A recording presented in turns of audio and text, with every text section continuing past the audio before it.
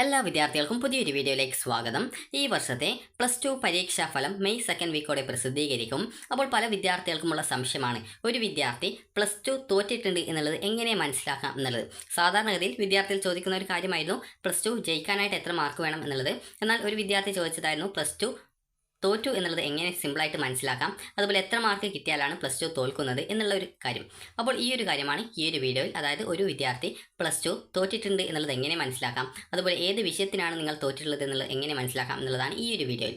അപ്പോൾ വിദ്യാർത്ഥികൾ +2 തോറ്റിട്ടുണ്ടോ അല്ലെങ്കിൽ ജയിച്ചിട്ടുണ്ടോ എന്നുള്ളത് സിമ്പിളായിട്ട് മനസ്സിലാക്കാനുള്ള വഴി എന്ന് പറയുന്നത്, വിദ്യാർത്ഥികൾ ഈ ഒരു +2വിൻ്റെ റിസൾട്ട് വരുന്ന സമയത്ത് നിങ്ങളുടെ ആ റിസൾട്ടിൻ്റെ ആ ഒരു പ്രിൻറ്റിൽ നിങ്ങൾക്ക് കാണാൻ സാധിക്കുന്നതാണ്. അതായത് not eligible for higher studies എന്ന് പറഞ്ഞുകൊണ്ട് കാണാൻ സാധിക്കും. Not eligible for higher studies എന്ന് പറഞ്ഞാൽ ആ ഒരു വിദ്യാർത്ഥി ഹയർ സ്റ്റഡീസിന് എലിജിബിൾ അല്ല എന്നാണ് അതിൻ്റെ അർത്ഥം. ഇങ്ങനെ not eligible for higher studies എന്നോ അതല്ലെങ്കിൽ നിങ്ങൾ സ്കൂൾ വൈസ് റിസൾട്ട് നോക്കുമ്പോൾ NHS എന്ന് പറഞ്ഞുകൊണ്ട് കാണുകയോ ചെയ്യുകയാണെങ്കിൽ ആ ഒരു വിദ്യാർത്ഥി തോറ്റിട്ടുണ്ട് എന്ന് മനസ്സിലാക്കാം. അത് +2 തോറ്റിട്ടുണ്ട് എന്ന് മനസ്സിലാക്കാം.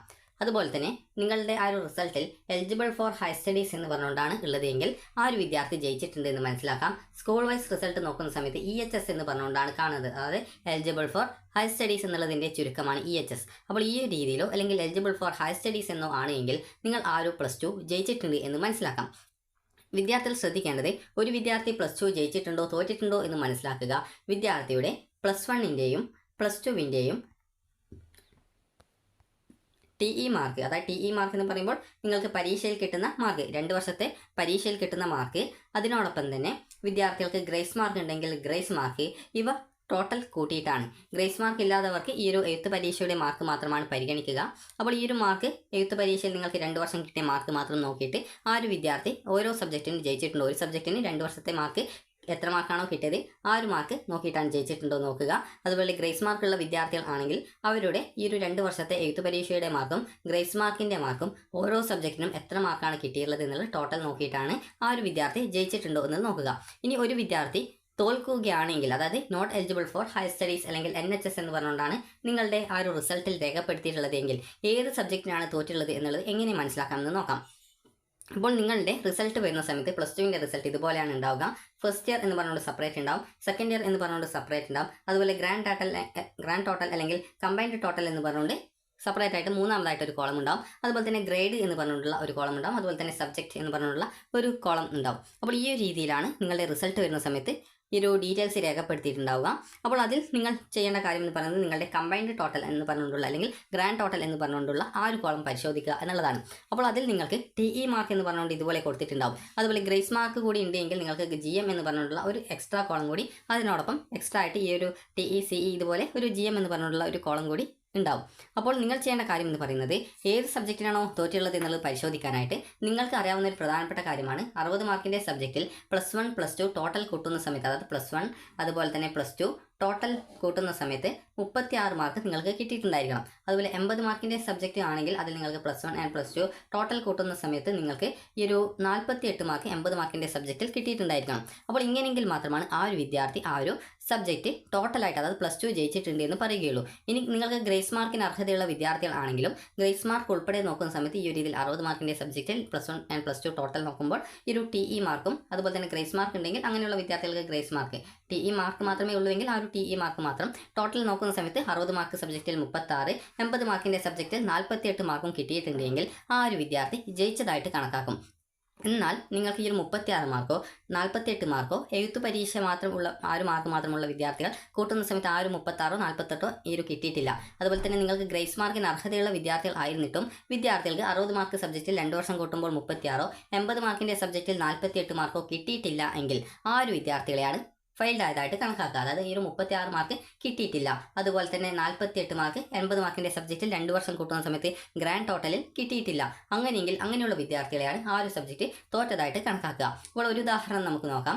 ഇപ്പോൾ കെമിസ്ട്രി പരീക്ഷ, അതായത് ഇപ്പോൾ എനിക്കിപ്പോൾ ഗ്രേസ് മാർക്ക് ഇല്ല എന്ന് വിചാരിക്കാം. അപ്പോൾ ഗ്രേസ് മാർക്ക് ഇല്ല, എന്നാൽ ഞാൻ അതിൻ്റെ ആ ഒരു 2 വർഷത്തെ അതായത് +1 ആൻഡ് +2വിൻ്റെ ടോട്ടൽ മാർക്ക് നോക്കുമ്പോൾ കെമിസ്ട്രിക്ക് എനിക്ക് +1ൽ കിട്ടിയിട്ടുള്ളത് ഒരു 10 മാർക്കാണെന്ന് വിചാരിക്കാം. അതുപോലെ തന്നെ +2 നോക്കുന്ന സമയത്ത് അത് കെമിസ്ട്രി എടുക്കാം. അപ്പോൾ അതിൽ നമുക്ക് +2 ആണെങ്കിൽ അതിൽ 18 മാർക്ക് കിട്ടിയിട്ടുണ്ട്. അപ്പോൾ ഇങ്ങനെ വരുന്ന സാഹചര്യത്തിൽ ടോട്ടൽ കൂട്ടുന്ന സമയത്ത് അവിടെ 28 മാർക്കാണുള്ളത്. അതായത് 36 മാർക്കാണ് ജയിക്കാൻ കെമിസ്ട്രിയിൽ 2 വർഷം കൂടി വേണ്ടത്. എന്നാൽ 28 മാർക്കേ കിട്ടിയിട്ടുള്ളൂ. അങ്ങനെയെങ്കിൽ അവിടെ 8 മാർക്കിൻ്റെ കുറവ് അവിടെ വന്നിട്ടുണ്ട്. അപ്പോൾ ഇങ്ങനെ വരുന്ന സാഹചര്യത്തിൽ ആ ഒരു വിദ്യാർത്ഥി ചെയ്യേണ്ട കാര്യം എന്ന് പറയുന്നത് ആ ഒരു വിദ്യാർത്ഥി +2 സേ പരീക്ഷ എഴുതുകയും അതിനുശേഷം ആ ഒരു പരീക്ഷയിൽ ഈ ഒരു +1ൻ്റെ അതായത് ഈ ഒരു 36 മാർക്കിൽ നിന്നും എത്ര മാർക്കാണോ ഈ ഒരു +1ൽ അതായത് +2ൽ കിട്ടിയിട്ടുള്ളത് ആ ഒരു മാർക്കിനെ കുറക്കുക. അതായത് 36ൽ നിന്നും +2ന് കിട്ടുന്ന 18 മാർക്കിനെ കുറച്ച് കഴിഞ്ഞാൽ ആ ഒരു വിദ്യാർത്ഥിക്ക് ബാക്കി നേടാനായിട്ട് ആ ഒരു വിദ്യാർത്ഥി വാങ്ങിക്കേണ്ട മാർക്ക് എന്ന് പറയുന്നത് അതായത് ഇവിടെ കുറവുള്ള അതായത് ഈ ഒരു രീതിയിലല്ല, ജസ്റ്റ് +2ൻ്റെ മാർക്കല്ല +1ൻ്റെ മാർക്കാണ് നോക്കേണ്ടത്. അതായത്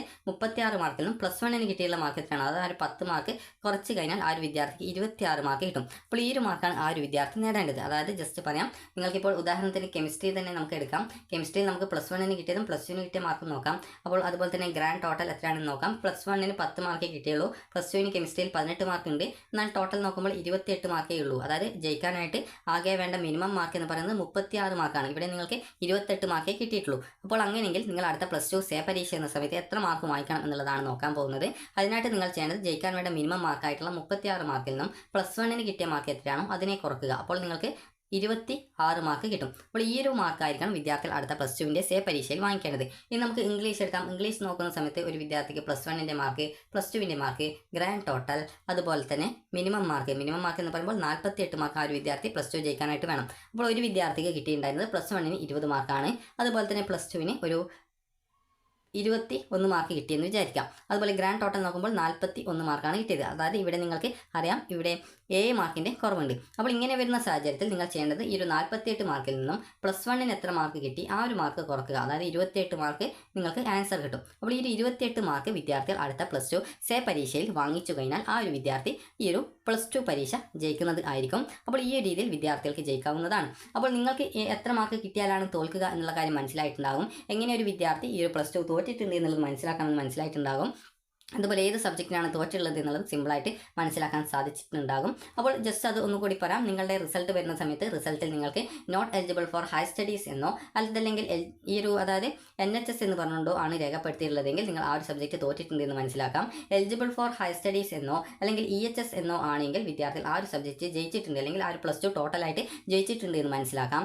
ഏത് സബ്ജക്റ്റിനാണ് തോറ്റുള്ളത് എന്നുള്ളത് മനസ്സിലാക്കാനായിട്ട് നിങ്ങൾ ചെയ്യേണ്ടത് 60 മാർക്കിൻ്റെ സബ്ജക്റ്റ് ആണെങ്കിൽ നിങ്ങൾക്ക് അതിൽ 2 വർഷത്തെ മാർക്ക് ഗ്രേസ് മാർക്ക് ഉണ്ടെങ്കിൽ ഗ്രേസ് മാർക്ക് ഉൾപ്പെടെ ഈ ഒരു എഴുത്ത് പരീക്ഷയുടെ മാർക്കും അതുപോലെ തന്നെ ഗ്രേസ് മാർക്ക് ഉണ്ടെങ്കിൽ ഗ്രേസ് മാർക്ക് ഉൾപ്പെടെ നോക്കുന്ന സമയത്ത് 60ൽ 36 മാർക്ക് കിട്ടിയിട്ടുണ്ടെങ്കിലോ 80 മാർക്കിൻ്റെ സബ്ജക്റ്റ് ആണെങ്കിൽ അതിൽ 48 മാർക്കോ അതായത് ഇതിൽ കൂടുതലോ കിട്ടിയിട്ടുണ്ടെങ്കിലോ ആ ഒരു വിദ്യാർത്ഥി ഈ ഒരു +2 പരീക്ഷ ജയിച്ചു എന്നുള്ളത് മനസ്സിലാക്കാം. നിങ്ങൾക്ക് ഈ ഒരു 36 മാർക്കിലും താഴെ 35 34 ഒക്കെയാണ് കിട്ടിയതെങ്കിൽ ആ ഒരു സബ്ജക്റ്റ് തോറ്റതായിട്ട് കണക്കാക്കും. അതുപോലെ തന്നെ നിങ്ങൾക്ക് 48 മാർക്ക് നിങ്ങൾക്ക് ഈ ഒരു 80 മാർക്കിൻ്റെ സബ്ജക്റ്റിൽ +1 +2 ടോട്ടൽ നിങ്ങൾക്ക് TE മാർക്ക് അതായത് എഴുത്ത് പരീക്ഷയിൽ കിട്ടിയിട്ടുള്ള മാർക്ക് നോക്കുന്ന സമയത്ത് അത് ഉൾപ്പെടെ ഗ്രേസ് മാർക്ക് ഉണ്ടെങ്കിൽ ആ ഒരു ഗ്രേസ് മാർക്ക് ഉൾപ്പെടെ നോക്കുന്ന സമയത്ത് 48 മാർക്ക് കിട്ടിയിട്ടില്ല. അതിന് പകരം അതായത് ഒരു 47 മാർക്കോ 46 മാർക്കോ ഒക്കെയാണ് കിട്ടിയുള്ളതെങ്കിൽ ആ ഒരു വിദ്യാർത്ഥി ആ ഒരു സബ്ജക്റ്റ് തോറ്റതായിട്ട് കണക്കാക്കും. അപ്പോൾ ഈ ഒരു രീതിയിൽ നിങ്ങൾക്ക് ഏത് സബ്ജക്റ്റിനാണ് തോറ്റുള്ളത് എന്നുള്ളത് മനസ്സിലാക്കാവുന്നതും അതിനുശേഷം +2 സേ പരീക്ഷയിൽ നിങ്ങൾക്ക് ഈ ഒരു മിനിമം മാർക്കായിട്ടുള്ള 36 നിന്നും 48 നിന്നും +1ന് കിട്ടിയ മാർക്ക് എത്രയാണോ അത് കുറച്ചിട്ട് നിങ്ങൾക്ക് എത്ര മാർക്കാണോ കിട്ടുന്നത് ആ ഒരു മാർക്കാണ് നിങ്ങൾ +2 സേ പരീക്ഷയിൽ വാങ്ങിക്കേണ്ടത്. അപ്പോൾ നിങ്ങൾ എത്ര സബ്ജക്റ്റ് തോറ്റിട്ടുണ്ടോ അത്രയും സബ്ജക്റ്റ് വിദ്യാർത്ഥികൾക്ക് +2വിൻ്റെ സേ പരീക്ഷയായിട്ട് എഴുതാൻ സാധിക്കും. 6 വിഷയം വേണമെങ്കിൽ 6 വിഷയം നിങ്ങൾക്ക് സേ പരീക്ഷയായിട്ട് എഴുതാൻ സാധിക്കുന്നതാണ്. അപ്പോൾ വിദ്യാർത്ഥികൾക്ക് ഈ ഒരു വീഡിയോ ഉപകാരപ്രദമായിട്ടുണ്ടെങ്കിൽ ലൈക്ക് ചെയ്യുക, ഷെയർ ചെയ്യുക. Thank you for watching.